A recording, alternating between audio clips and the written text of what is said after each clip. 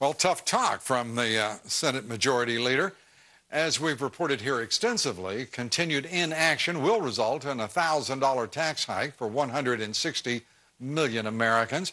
For more on the payroll tax cut extension, the division within the Republican Party, the latest developments on Capitol Hill. Joining us now, Congressman Cliff Stearns of Florida, leading the House Subcommittee on Oversight. Great to have you with us, Congressman.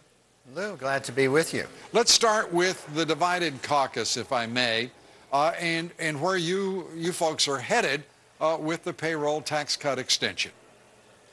Well, I think, as you pointed out earlier, Speaker Boehner has indicated we can't do the payroll extension unless we can pay for it. And obviously, with all the talk about Social Security going bankrupt and we're not having enough funds, we should not be reducing funding to Social Security, particularly in light of this huge deficit problem we have. So I think the Speaker's right. We've got to pay for it. But I also think Mr. Ryan, Congressman Ryan's correct that it was intended as a holiday and not as an indefinite payroll tax deduction. So we have to be, shall we say, credible here in Congress and realize that if we're going to balance the budget, we can't go, shall we say, reducing the payroll tax at the expense of the Social Security Trust Fund.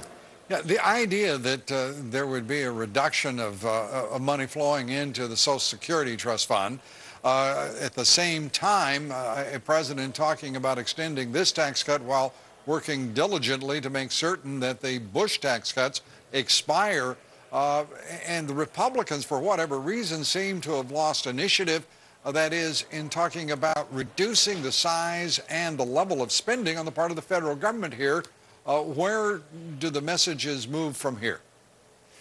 Well, I'm not sure, and I think you pointed out it's a non-starter, because if the Republicans are talking about reducing the payroll tax and debating whether we're going to pay for it or not, I think the overall message is lost to the American people that we're trying to reduce spending here in Congress, and we also want to have credibility with the Social Security Trust Fund. So we've got mixed messages, and I think as Republicans, we've got to come together and realize that whatever we do, we've got to pay for it, but more importantly, we've got to reduce spending. And also lost in this is the argument, of course, that the payroll tax holiday is not particularly helpful to those Americans who need the most help. That is some 25 million Americans, underemployed, not employed, and who've given up any prospect of being employed. This affects, of course, those who do have jobs. Let me turn to Solyndra, to your committee. I understand that you've received word from the White House now on your request for documents. Fill us in, if you will. Sure. Lou, we issued our subpoena to the White House, the West Wing, the Inner Circle. We want to thank the emails from Carol Browner, also Ron Klein, also Valerie Jarrett, as well as Larry Summers. We have enough information to know that they were involved with the refinancing, the subordination of taxpayers' money. Secondly, we know that they were pushing Solyndra even at the expense of realizing it was possibly going bankrupt. Oh, my goodness. And so there we have all this information.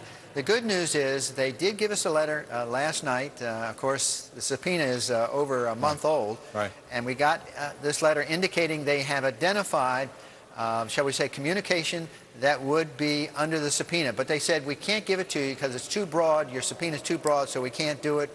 And so they are very reluctant to give us anything. So we're meeting with them hopefully this week or early next week to try and come up with a plan to get those documents so we can look at them.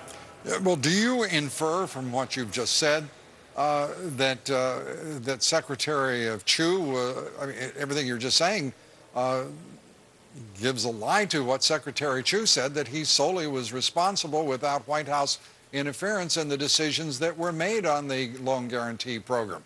Do you infer that, or do you have a different conclusion? No, I can infer. I can say that directly, that Secretary Chu was really operating under the White House, shall we say, not only authority but direction. And I think anybody who looks at this is naive to think that Secretary Chu, with his no background of financial markets or, shall we say, running large corporations, he pretty much took his directions from the White House, and I think some of the emails we confirm that. In fact, the whole subordination, we think, perhaps came from the White House at the direction of some of the Inner Circle, because Secretary Chu was advised by an outside law firm here in Washington not to do it. Then Secretary Chu, it sounds like, may have some other issues. I'll leave it at that. Congressman Cliff Stearns, good to talk with you. Thanks for being here. Thank you, Lou.